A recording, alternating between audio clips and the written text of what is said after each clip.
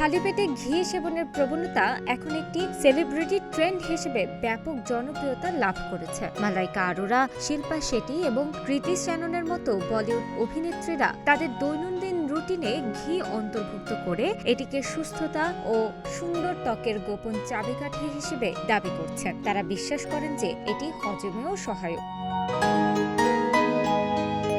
তারকাদের আয়ুর্বেদিক লাইফস্টাইলের অংশ হিসেবে দিনের শুরুতে 1 চামচ ঘি সেবন করার এই অভ্যাস অনেকেই অনুসরণ করছেন, কিন্তু এটি কি আসলেই কার্যকর? ভারতীয় খাদ্যাভ্যাস ও আয়ুর্বেদিক ঐতিহ্যে ঘি একটি গুরুত্বপূর্ণ উপাদান হলেও এর কার্যকারিতা নিয়ে প্রশ্ন তুলেছেন অনেক বিশেষজ্ঞ, বিশেষ করে হৃদরোগ বিশেষজ্ঞরা। সিনিয়র কার্ডিওলজিস্ট ডক্টর বিমল বলেছেন যে প্রতিদিন বিশেষ করে ইনফ্লুয়েন্সারদের দেখানো পরিমাণ অনুযায়ী ঘি সেবন করলে তা হৃদরোগের ঝুঁকি অনেকাংশে বাড়িয়ে দিতে পারে।